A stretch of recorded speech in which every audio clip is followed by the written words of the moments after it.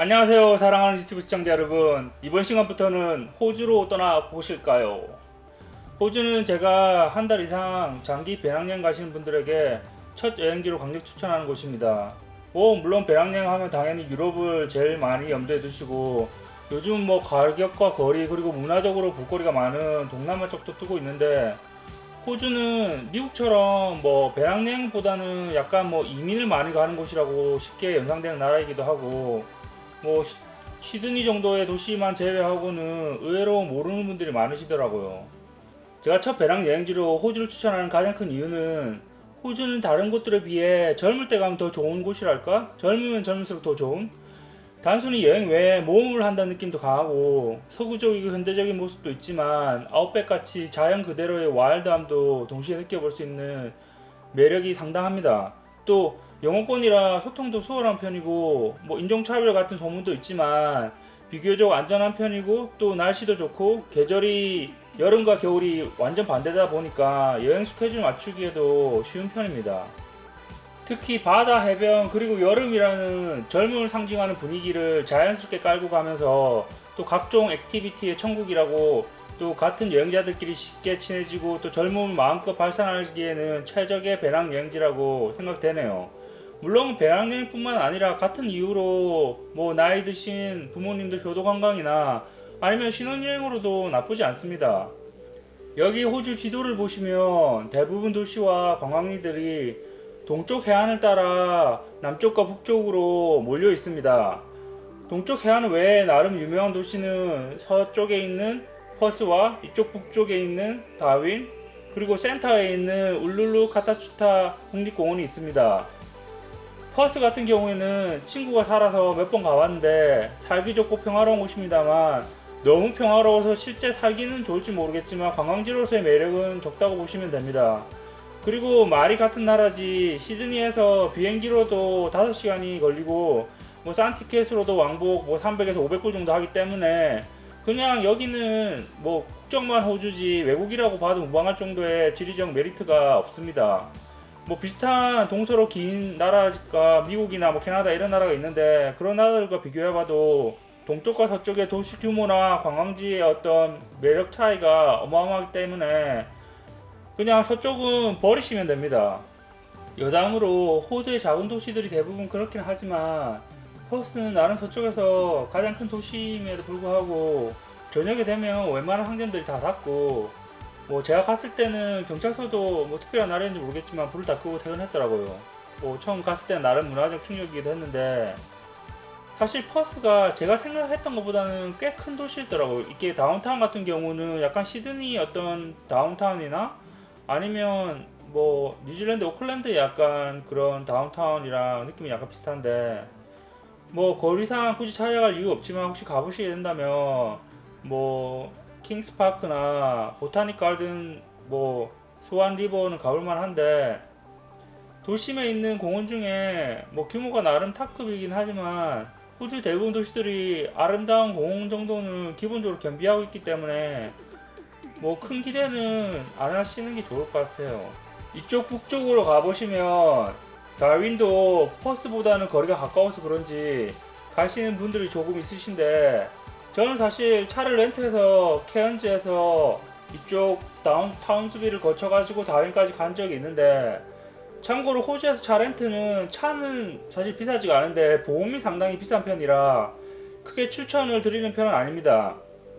저도 어릴 적 객기로 고물 자동차를 사서 보험도 없이 여행하고 타고 다니다가 어느 목적지에서 버리고 그런 적도 있는데, 그런 거는 불법이라 추천드리진 않고, 요즘은 아마 그렇게 하고 싶어도 하기 힘들 거예요. 아무래도 법적으로. 다윈도 솔직히 매력적이긴 하는데, 다른 곳들과 겹치는 것도 많고, 또 마음 잡고 호주를 한 바퀴 돈다, 종단 횡단한다 이런 큰 그림이 아니라면 거리상으로 차로 하루도 아니고 진짜 그때 며칠 간 것 같아요.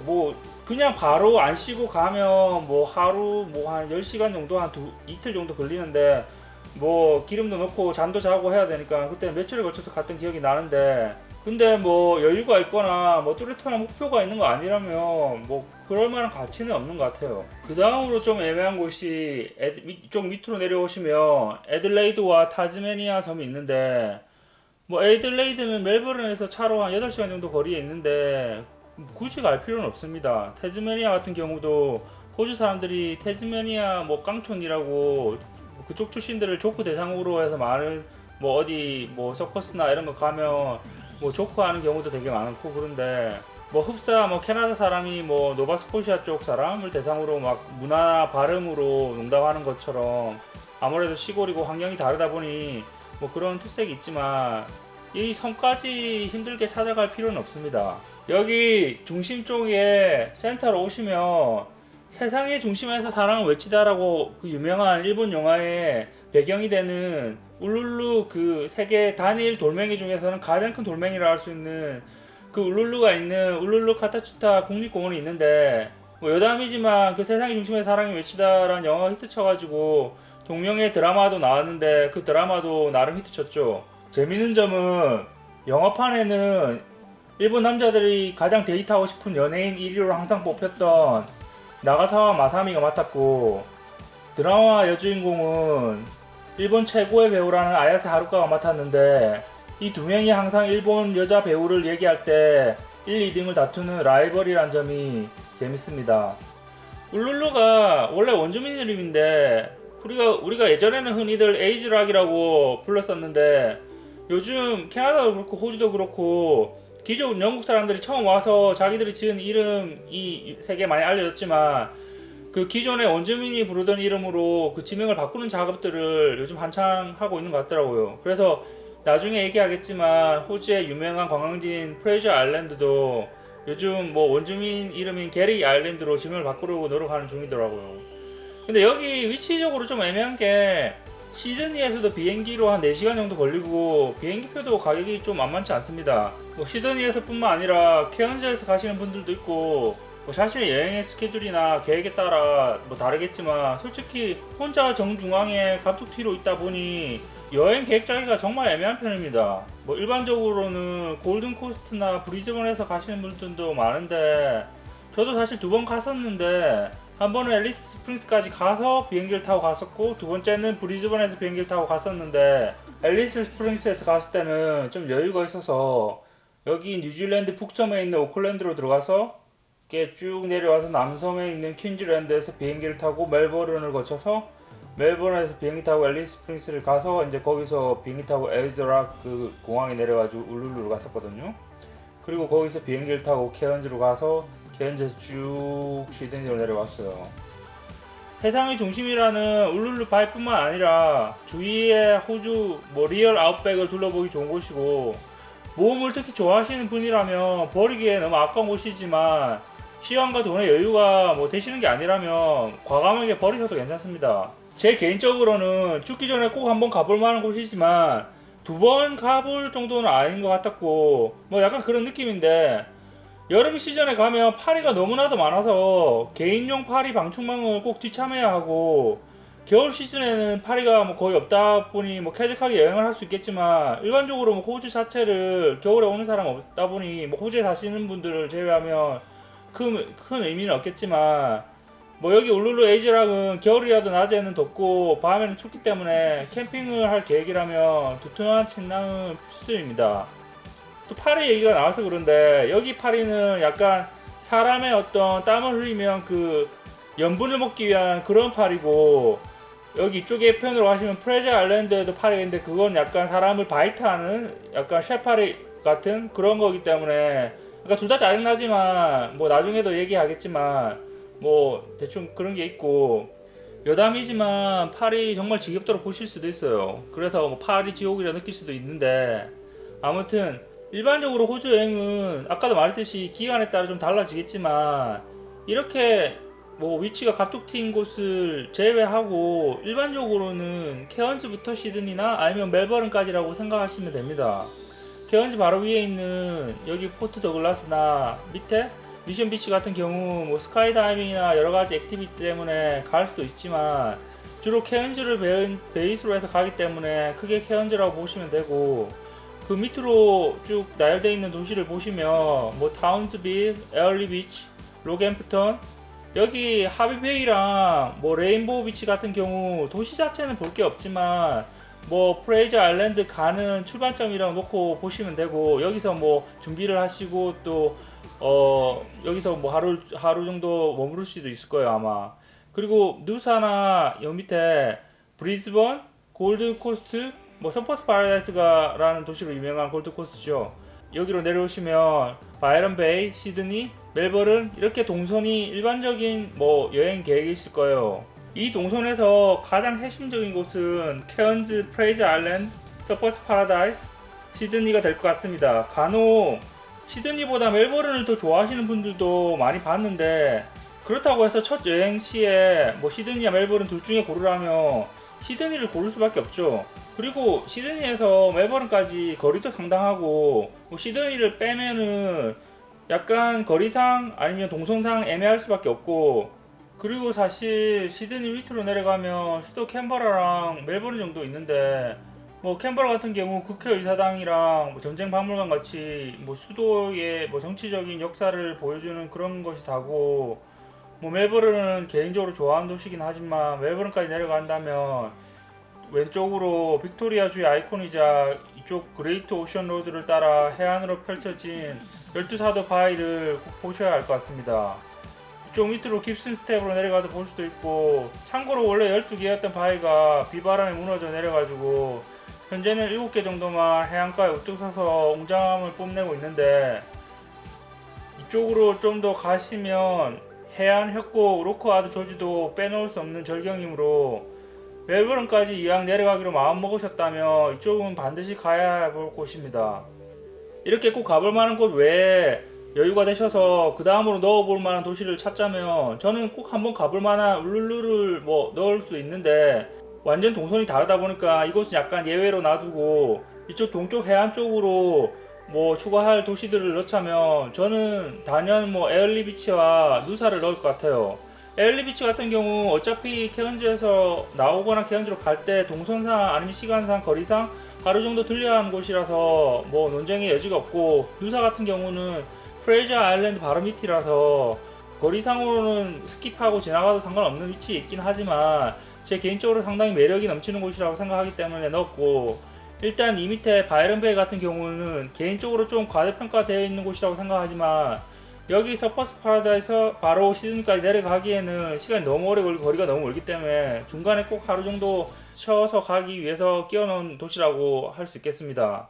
그리고 일반적으로 여행자들이 거쳐가는 뭐 동부 해안선 따라 이렇게 여행을 하신다면 가장 일반적인 게 그레이 하운드 버스를 타시고 그런 패스가 있어요. 그 웹사이트에 가시면.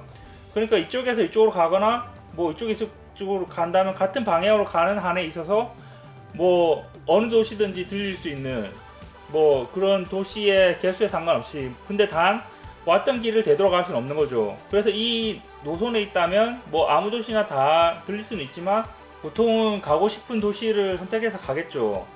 그렇게 버스 패스를 타고 가는 게 일반적인데, 일단 버스의 장점이라고 하면 가격이 싸고 밤에 이동할 수가 있기 때문에 시간만 잘 맞추면 호텔비를 아낄 수 있다는 장점이 있습니다.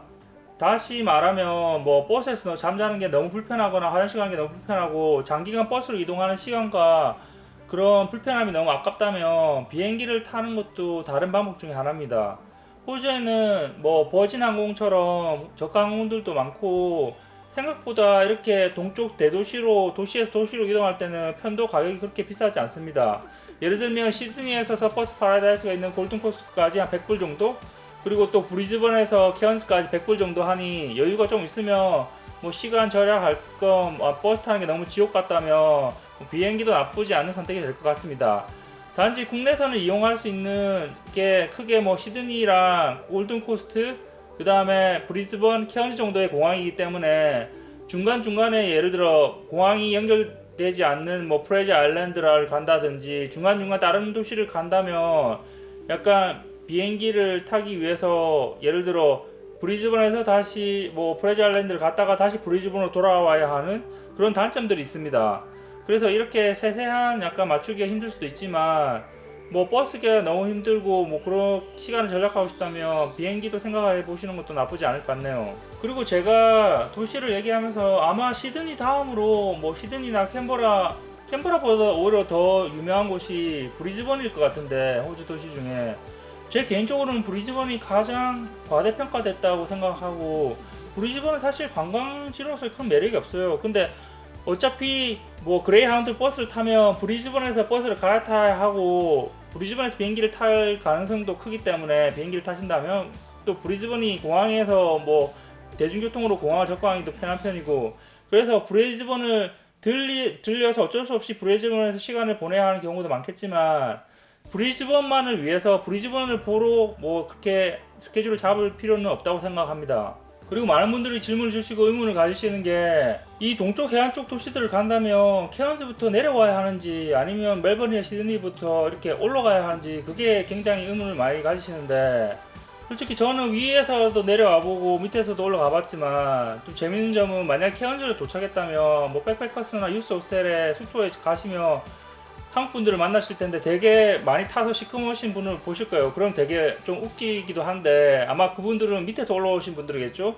그리고 반대로 시드니에 뭐 숙소를 갔으면 뭐 한국 사람들을 보면 되게 또 많이 타신 분이 있어요. 그게 깜짝 놀랄 때도 있는데 아마 그분은 뭐 케언즈에서 내려오실 거예요. 이렇게 뭐 밑에서 오시는 분도 많고 밑에서 올라가시는 분도 많은데, 저는 일반적인 경우라면 케언즈에서 밑으로 내려가는 것을 추천드리고 그쪽으로 내려가신 분이 밑에서 올라오시는 분보다 더 많은 것 같아요. 뭐 자세한 이유는 뭐 있는데, 예를 들어 비행기 동선이라든지 여러 가지 이유가 있지만 본인이 특별한 이유, 예를 들어 신혼여행 왔는데 뭐 신혼여행 사진을 시드니에서 찍기로 했다. 그런데 뭐 케언즈부터 가서 얼굴 다 타가지고 사진 찍을 순 없잖아요. 그래서 뭐 시드니부터 들어오시는 그런 특별한 경우 아닌 다음에 저는 케언즈에서 내려가시는 게 좀 더 호주 어떤 데 적응하시는데, 아니면 친구나 아니면은 뭐 여러 사람을 만나시는데 더 도움이 될 것 같아서 저는 위에서 내려가는 걸 추천드립니다. 그럼 이번 시간엔 이 정도 대충 호주 여행에 대한 개요를 알아봤고, 다음 시간부터는 도시 하나 심층 분석 하나하나 뭐 도장 깨기를 해보겠습니다. 그럼 사랑하는 유튜브 시청자 여러분, 다음 시간에 또 만나요. 안녕.